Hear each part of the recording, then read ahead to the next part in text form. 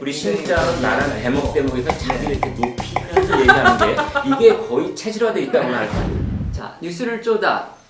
오늘 이번 편에서 다룰 주제는 임종석 문재인 청와대 초대 비서실장 내정자입니다. 아, 말이 기네요. 대통령 비서실장 내정자. 그런가요? 참, 이거 참 초대니까. 알았습니다. 그 의미가 있는 거 아니겠습니까? 자, 그래서 대통령 비서실장이죠. 청와대 비서실장이 아니라. 둘 다 씁니다. 크게 틀릴 건 없고요. 알겠습니다. 자, 일단 임종석이라는 분이 어떤 분인지에 대해서 저희가 네. 누가 간단히 소개를 했으면 좋겠는데 제가 아까 보니까 박 부장이 사전에 공부를 많이 하시는 것 같던데 다시 저희랑- 한번 좀 소개를 해주시죠. 저희랑 어째 비슷한 네. 세대였고 저 66년생 같은 해이고요. 여기서 여성 무슨 띠예요? 나이를 66년생이? 공개하셔도 됩니까? 네? 우리 박 부장 거의 뭐 한 뭐 무슨 띠예요? 띠가? 30대 뭐 30대로 아는 네? 그저 꼰띠입니까? 텐데 60년생이? 여기서 아, 여성 기자분이 그거- 나이를 막 공개를 해버리시네. 네. 38띠. 그 사실 네. 임종석 그 내정자는 운동권 중에서 거의 뭐라고 해야 되나 얼굴로 일어선 얼굴로 가장 유명해진 오메. 이 운동권 얼굴? 선수 중에 참. 이 얼굴이 많이 우리가 상했는데 보통 이렇게 하면 이걸 뭐라 그러지? 뭐라 그러지? 아니에요 이 얼굴 봐요 이 얼굴 이게 아니, 그러니까 지금 이거 뭐라- 이게 저 지금 그 전대협 의장할 때 사진이거든요. 근데 어렸을 때. 그렇죠. 근데 다른 얘기지만 젊었을 때 미모를 치기는 제가 보기엔 문재인 임종석 대통령이 완전히 내정자 홈이랍니다. 부인 있어요. 아 예. 네. 아니 문재인 대통령이 있고 완전히 그 꿀 뭐라고 쓸데없는 얘기죠. 임종석 아, 그럼 얘기죠. 예. 임종석 아무튼. 누구냐? 네. 한양대 공대를 들어가는데 네. 당시 상황을 보면은 1987년에 이를테면 민주화 운동이 시작이 되잖아요. 민주화 운동은 그 전부터 있었고. 예. 1987년에 이제 이한열군 사망 사건이 발생을 하면서 정말 전국이 뒤집어지는데 운동권들이 사실 그때 큰 역할들을 했어요. 그런데 그때 운동권이 깨달은 게 뭐냐? 넥타이 부대가 나오면서 사실 상황이 뒤집어진 거잖아요. 그러니까 운동권이 그러니까 세포 조직으로 움직이는 운동권이 아니라 대중 투쟁을 해야 된다. 그래서 만든 게 전대협이거든요. 전국 대학생 협의회인데.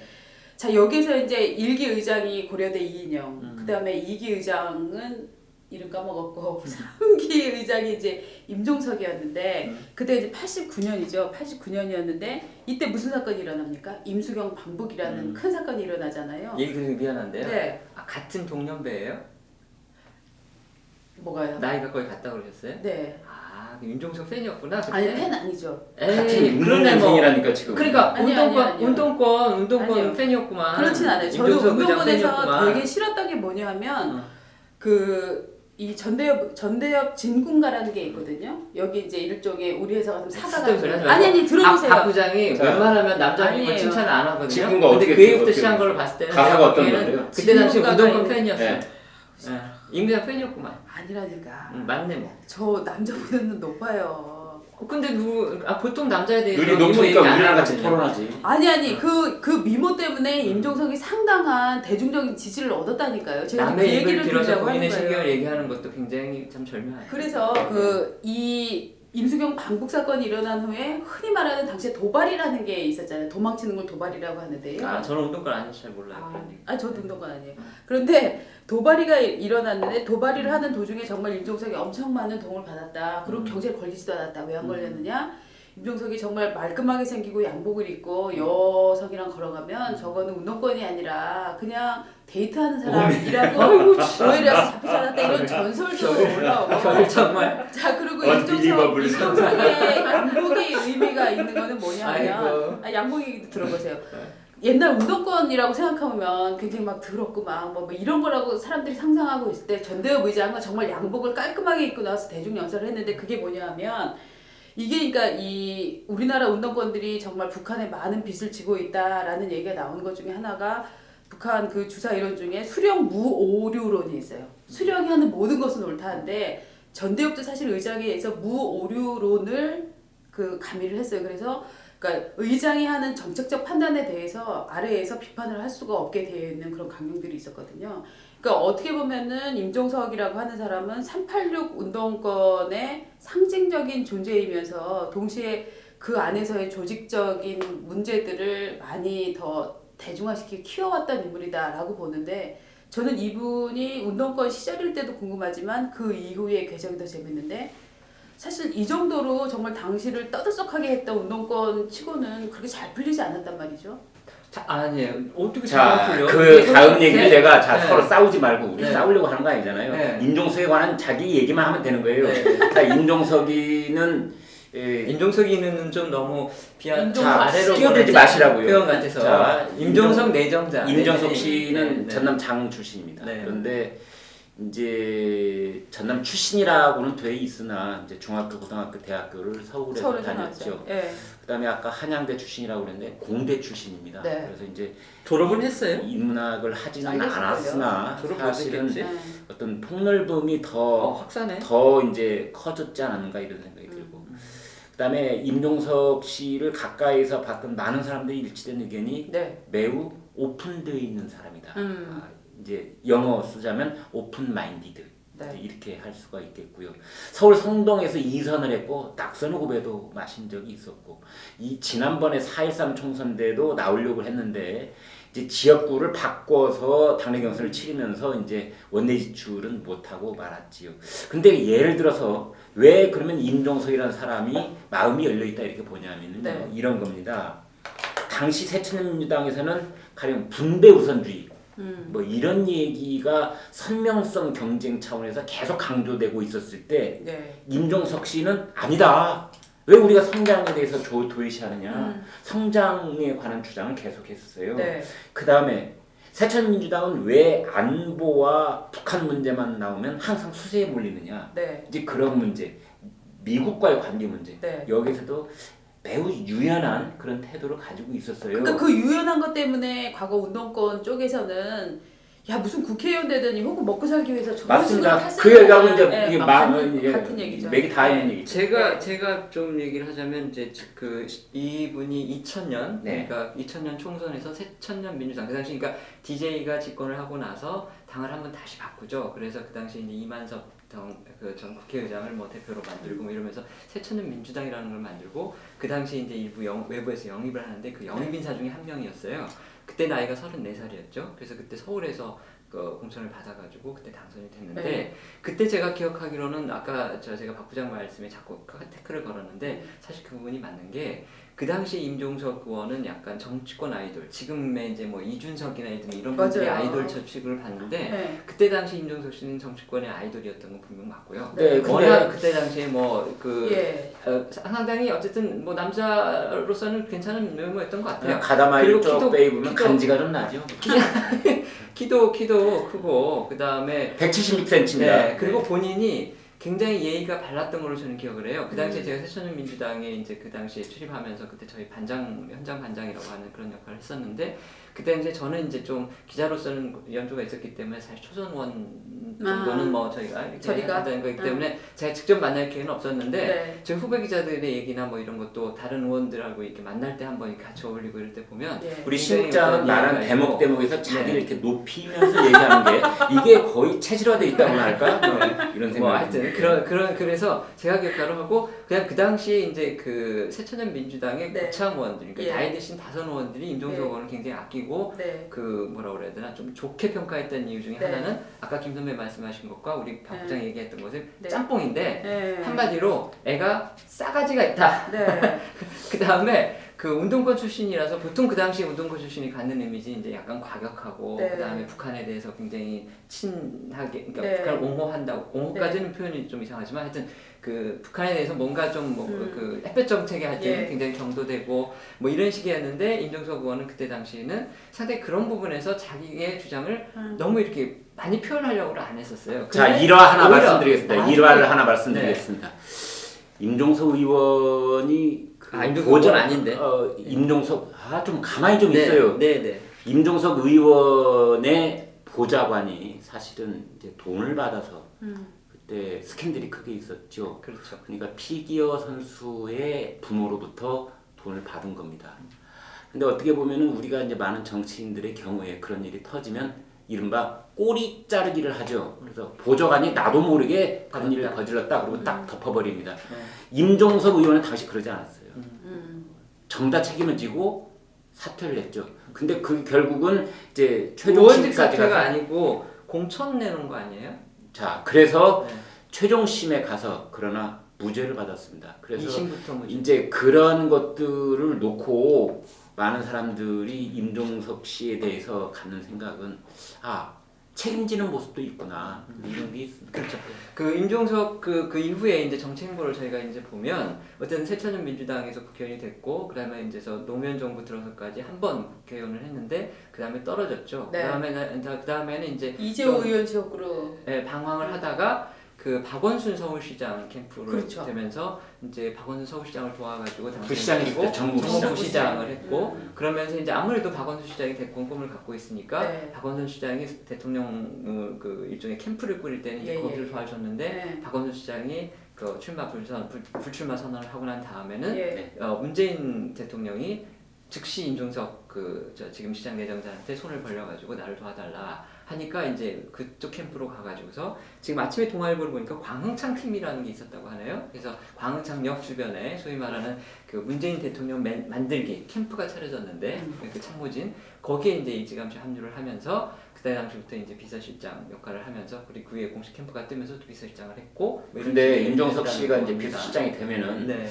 젊은 비서실장 아니에요? 51살인데 지금. 저희가 잠깐만. 지금 그 의미를 그거 말고 네. 박원순, 문재인, 임종석 이 삼각관계를 한 번 더 볼 필요는 있는데 그래요? 네. 왜냐하면 네. 그러니까 임종석, 박원순이 서류상으로 헤어지기 전에 임종석을 문재인 대통령이 임종석 그 내정자한테 먼저 접근을 해서 이 양다리를 걸치게 만들었다. 뭐 요런 또 설이 있어요. 임종석 내정자가 그러니까 임종석과 박원순은 헤어질 어. 마음이 없었는데 끊임없이 문재인 대통령이 밖에서 너 저 남편은 돈 못 벌어오는 남편이야. 너 살길 찾아야 이 돼라고 무슨 해서 치명적인 삼각관계인가요? 끊임없이 이 건드려서 결국 임종석을 오게 만들었고 네. 그래서 사실 박원순 캠프에서 문재인 그 지금 대통령 진영에 대해서 상당히 안 좋은 몇 가지 사례들을 갖고 있는데 그 중에 하나가 임종석을 빼간 거다라는 얘기들도 있어요. 그래요? 그러니까 재밌는 이게 얘기네요. 재밌는 이 얘기네요. 삼각관계에서 네. 임종석이라는 이 현모 양척을 음.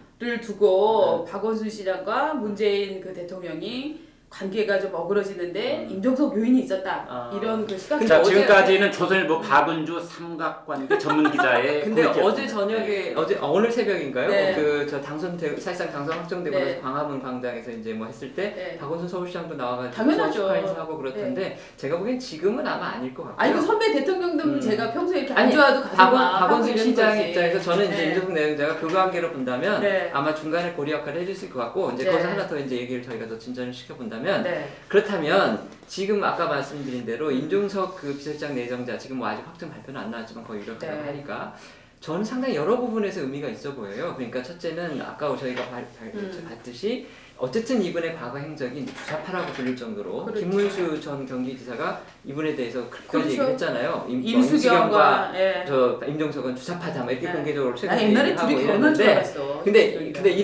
이렇게 주사파의 그런 경력이 있음에도 네. 어떻게 보면은 보수 쪽 진영에서 상당히 공격받은 소재가 있음에도 불구하고 시켰다. 예. 그다음에 두 번째는 나이가 지금 51살인데 역대 네. 대통령 비서실장 중에 최연소가 될 수도 있을 것 같은데 한번 저희가 한번 그런가요? 살펴봐야 되겠지만 네. 과거 뭐 박정희 대통령 이런 때는 어떤지 모르겠어요. 네. 그런 부분. 그렇다면 그 51세 그다음에 재선 그다음에 국정 경험은 전혀 없고 그렇다 그러면 이런 전직 재선의 51세에 그 비서실장을 시킨 것의 의미는 뭘까? 어제 저희가 그 토크를 할 때 라이브 토크 할 때 제가 그런 말씀을 드렸는데 비서실장을 갖다가 아주 파격적으로 나이를 젊게 하고 네. 그런 쪽으로 간다 그러면 비서실장의 기존 의미를 갖다가 조금 그 재조정하겠다는 의미로 네. 볼 수도 있지 않을까 이런 말씀을 드렸었는데 네. 그러니까 과거에는 비서실장이 거의 대통령의 거의 반 대통령, 하프 네, 대통령. 네, 네. 그래서 대통령의 권한을 사실상 뭐 대신 행사하면서 거의 모든 장관 내각에서 군림하는 뭐 이런 식의 비서실장 상이었는데 이번에 그 비서실장은 과연 문재인 대통령은 그런 의미가 아니고 정말 실무형으로 가서 네. 하려고 하는 이런 거냐 이런 얘기가 당연히 나올 수 있을 것 같은데 과거 로마 시대에는 황제가 전선을 누비고 이제 많은 영토를 섭렵을 한 다음에 로마로 돌아옵니다. 돌아왔을 때 이 로마의 정치는 이 전장을 누비던 그 칼제비 막노들하고 함께하는 게 아닙니다. 그러니까 그 전장을 같이 목숨을 걸었던 그 휘하의 막노들은 고향으로 돌려보냅니다. 넉넉한 봉투를 줘서 자 가서 처자식들하고 행복하게 여생을 살아라. 그리고 로마의 정치는 그 노회한 노마 정치인과 따로 합니다. 그걸 이제 오늘날 우리 정치하고 그대로 이제 대입할 수는 없겠으나 가령 문재인 대통령의 경우에 어떻게 보면 선거 내내 곁을 지켰고 가장 그 내밀한 전략을 함께했던 사람이 바로 이제 임종석 씨인데 그 사람을 데리고 청와대로 들어갑니다. 그렇다면은 그렇게 하기까지 문재인 대통령 나름대로 생각이 있었을 것이다. 그것은 어쩌면 이낙연 총리, 문재인 실장 이 라인업이 문재인 실장이 아니고 이제 저 임종석 실장, 이낙연, 임종석 실장 이 라인업이 야당도 고개를 끄덕일 사람이 많은 뭐 그런 라인업이라는 생각을 하지 않았을까 그런 의미를 두고 싶네요. 저는 그 노무현 대통령과 문재인 비서실장의 관계 이게 뭐 상당히 예전에 의미 있었다고 다들 정치계에서 말씀들을 많이 하는데 노무현 대통령이 서거하고 난 후에 그 진영에서 이런 얘기가 나오는 거 들었어요. 그러니까 일종의 문재인 대통령이 이제 뭐 그러니까 이게 누가 큰 비극적 사고가 일어났으니까 누구 블레임할 사람이 필요하니까 나온 얘기 중에 하나겠지만 문재인이 과도하게 죄의식을 노무현 대통령에게 심었다. 그 사람이 너무 그 원칙이나 뭐 기준 같은 게 명확한 사람이었기 때문에 그 노무현 대통령으로 하여금 아 내가 이것도 잘못했고 저것도 잘못했고 하는 종류의 바른 소리를 너무 많이 해서 결국은 노무현 대통령을 뒤로 몰았다 하는 그런 얘기가 나오는 것도 있었어요. 그 관계자들한테 좀 들었었는데요. 저는 그러면은 그 정도를 할 수 있는 정도의 인물이라면 문재인 노무현은 거의 정말 그 대등한 파트너라고 그렇죠. 동지적 관계 봐야 되는 거잖아요. 네. 저는 그 문재인 대통령이 임종석 실장을 선택한 건 그런 관계는 아닌 것 같아요. 그건 아닌 것 같고 그렇죠. 합리적이면서 자기한테 어쨌든 그 이 운동권에 몸담았던 사람들은 워낙 가치관이 밀접하게 형성될 때 20살 먹고 무렵 아닙니까?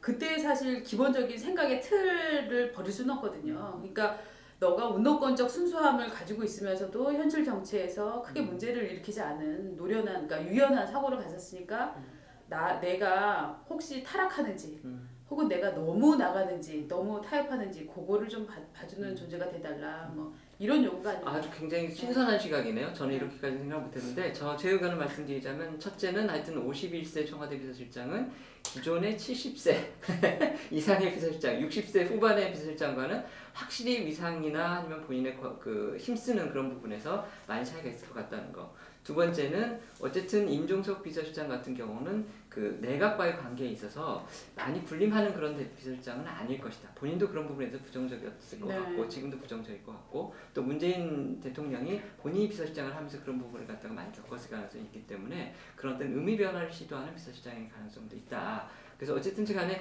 임종석 비서실장 같은 경우는 당과의 관계, 특히 이제 지금 문재인 대통령이 당을 굉장히 중시하는 쪽으로 지금 얘기를 하고 있기 때문에 실제 그게 어떻게 반영이 될지는 모르겠지만 그 당과의 어떤 가교 역할 같은 것도 충분히 시키기 위해서 왜냐면 추미애 그 당대표 같은 경우도 임 비서실장에 대해서 강력하게 굉장히 우호적이고 그런 입장이기 때문에 그런 부분에서 여러 가지 정무형, 실무형 비서실장으로 하려고 하는 것 같다 이런 생각이 듭니다. 저희가 시간이 지금 많이 지체가 됐는데요. 더 뭐 얘기하실 부분 없으면 이 정도에서 마감하면 하여튼 저는 정확히 짚고 네. 넘어가고 싶으면 저는 절대로 임종석 뭐 빠가 아니었고 저는 참고로 얼굴 큰 남자를 좋아하기 때문에 임종석 비서실장은 제 이 부분은 아마 편집에서 아무튼 이 두 드러내도 사람이 아무 두 상관이 없을 것 분은 같습니다. 중요하고 의미 있는 얘기를 재미없고 길게 하는 그런 소리를 드리고 있습니다. 자, 이상이었습니다. 네, 이 정도로 오늘 뉴스를 쪼다는 마치고요. 내일 다시 찾아뵙도록 하겠습니다. 고맙습니다. 고맙습니다.